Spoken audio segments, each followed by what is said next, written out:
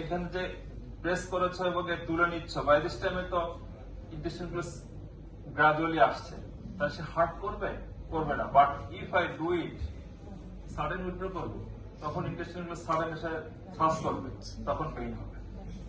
ঠিক আছে না? সো এটা কি করতে হবে, gently press the right leg fossa over the McBurney's point. এই জায়গাতে আমরা জেন্টলি প্রেস করব এবং look at the face of the patient, তো মুখ থাকবে, চোখ থাকে পেশেন্টের ফেসের দিকে। ঠিক আছে? তখন দেখবো যে তার ফেশিয়াল এক্সপ্রেশন। তাহলে এটা কি পজিটিভ হলো?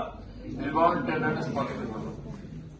বারবার করতে হবে যে আমি যে দেখাচ্ছি এটা, এই দেখানোর তো খুব গুরুত্বপূর্ণ কিছু না, জাস্ট তোমাদেরকে একটু তোমরা পড়েছো অনেক হয়তো অনেকভাবে পড়েছো বা পড়বা, দেখবা যে ইউটিউবে অনেকভাবে এখন তো সবকিছু অ্যাভেলেবল। যাই কিছু করো না কেন, নিজেরা যদি একটা এক্সামিনেশন মিনিমাম 50 টাইমস, স্যাররা বলতে 100 টাইমস করার জন্য, একটা এক্সামিনেশন যে 100 টাইমস না করা হয় তাহলে পরে স্পন্টেনিয়াস রিফ্লেক্স আসে না। ঠিক আছে? রিফ্লেক্স আসতে হবে একটা এক্সামিনেশন করার জন্য। তুমি পেশেন্ট দেখেছো কিনা এটা তোমাদের স্যাররা তোমাকে তোমার বডি ল্যাঙ্গুয়েজ দেখে বলে দিবে যে you have examine the patient previously or not. ঠিক আছে না? তো বারবার এটা এক্সামিনেশন করতে হবে, এর বিকল্প কিছু নাই। রবসিং সাইন, রিভার্ট টেন্ডেন্স কেন পজিটিভ হয় বলেছিলাম, আজকে বলা যাবে না।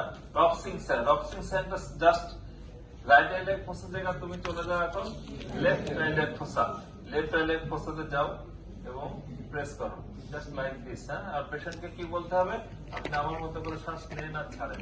আমরা বলেছি, বলেছি শ্বাস নেন আর ছাড়েন। দেখতে হবে যে এখানে চাপলে তার কোথাও ব্যথা লাগে কিনা। পেশেন্টের যদি ব্যথা হয় সে মুখে বলবে স্যার আমার ব্যথা লাগছে, অথবা তার facial expression will be changed. Okay, just press করো, প্রেস করলে আমি দেখি তার কোথাও ব্যথা আছে কিনা। নাই, তার মানে অ্যাবসেন্স সাইন নট পজিটিভ বা নেগেটিভ। ওকে, আচ্ছা আমি এখন অপারেটর সাইন, সোয়াস সাইন খুব ইম্পর্টেন্ট না। সোয়াস সাইনটা কি করা হয়, এই যে এগুলো পেলভিক ভ্যারাইটিতে অনেক সময় পাওয়া যায়, তাই তো? জাস্ট এই যে পাশের যে পা যেটা থাকে সেটাকে তোমাকে নামায় দিতে হবে। লেগ সাইডে যদি আমি এখানে স্ট্রেস করি তাহলে কিন্তু সোয়াস মাসলটা কি হবে, ইরিটেট হবে, তাই না?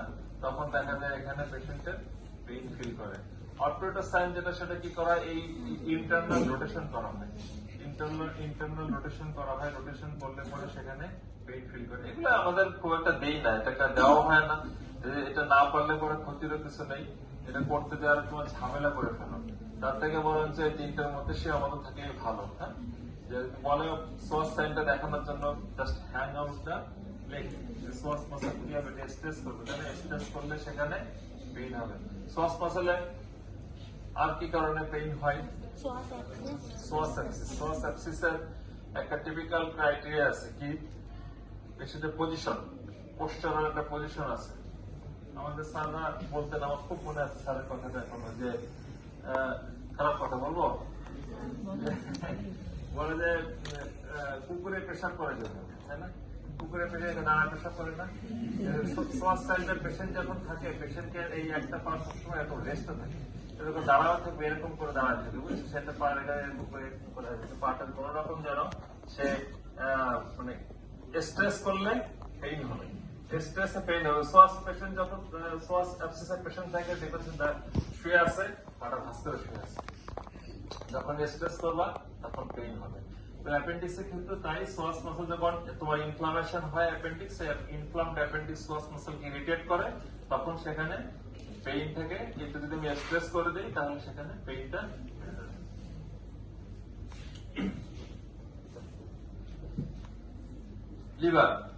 লিভারটা আমরা প্যালপেট করতে চাইবো। লিভার আর কি গড়বড়া, তাই না? এটা আমি বলেছিলাম কিনা তোমাদের, যে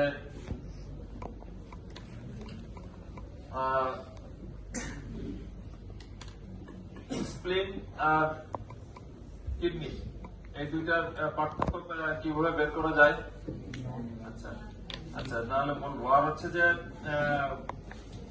intra abdominal organ, most with respiration, কি কি? এটা বলেছিলাম intrapleural organ moves with respiration. কি বলো? এটা সহজ করে মনে রাখার জন্য those organ closely related to diaphragm, ডায়াফ্রামের সাথে যে সমস্ত অর্গান গুলো থাকবে লাগানো থাকবে সেগুলো মুভ করবে। তারা ডায়াফ্রাম রেসপিরেশনের সাথে মুভ করে অ্যাভাব ডাউনওয়ার্ডস। এই জন্য এই রিলেটেড যে অর্গান গুলো আছে যেমন স্প্লিন, লিভার, গলব্লাডার, তাই না, এর সাথে কি থাকে ট্রান্সভার্স ক্লোন, রিলেটেড থেকে ট্রান্সভার্স ক্লোন, স্টোমাক, এই সমস্ত জায়গার অর্গান গুলো যদি কোনো সুয়েলিং থাকে সেগুলো রেসপিরেশনের সাথে মুভ করে। কিন্তু গলব্লাডার থাকলে কি হবে? মুভ করবে না? করবে। আচ্ছা, আমরা আগে লিভার আসি।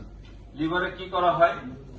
এই যে rectus abdominis muscle, rectus abdominis মাসেলের ল্যাটারাল বর্ডারটাকে তোমাকে আগে আইডেন্টিফাই করতে হবে। কিভাবে করব? আমরা দুইটা হাত বুকের উপর রাখবো। রাখেন তো বাবা, দুইটা হাত বুকের উপর রাখেন। হ্যাঁ, রাখেন। মাথাটা একটু উঁচু করেন তো। যখন মাথা উঁচু করবে তখন এই যে দেখা যাবে রেকটাস মাসেল টর্চ হয়ে গেছে। এই ল্যাটারাল মার্জিনটা বের করো। নামান। এই লেভেলটা আমরা দেখে নিলাম। শুরু করব কোথায়? Right আইলিয়াড fossa. টিপ থাকবে just lateral to the rectus muscle. Tip থাকবে tip of the fingers just lateral to the rectus abdominis muscle. এবং এই যে index finger parallel to the costal margin, parallel to the costal margin. And your wrist and hand parallel থাকতে হবে। এটা এমন একটা position যেটা কোনো কিছুই করা মুশকিল। তোমাকে সিট ডাউন করতে হবে, নিচে বসতে হবে। হ্যাঁ, নীল ডাউন করে এমন ভাবে নিতে হবে যে তোমার এই রিস্টে কিন্তু ভাঁজ হওয়া যাবে না, সেম লেভেলে থাকতে হবে, তাই না? সেম লেভেলে। এটা করতে গেলে তোমাকে বসতে হবে। যদি আমার এখানে টুল লাগে আমি টুল নিয়ে বসতে পারি। আমাদের যে বেড গুলো থাকে সে বেড গুলোতে সাধারণত যে নীল ডাউন করে বসে না, নীল ডাউন করে বসতে হবে, বসতেই হবে। তুমি নবাবের মতো যদি এক্সামিনেশন করো তাহলে হবে না। ঠিক আছে? তোমাকে ওই সময়টুকুর জন্য তোমাকে একটু নীল ডাউন হতেই হবে। যখন এই রিস্ট এবং ফোরআর্ম প্যারালাল লেভেলে থাকলো, পেশেন্টকে বলবো যে আপনি শ্বাস নেন আর ছাড়েন। আমরা কখন প্রেস করব? During inspiration. ইন্সপিরেশন প্রেস করার উদ্দেশ্য হচ্ছে লিভারটা উপরের দিকে আসে, তাই তো? লিভারটা উপরের দিকে আসে।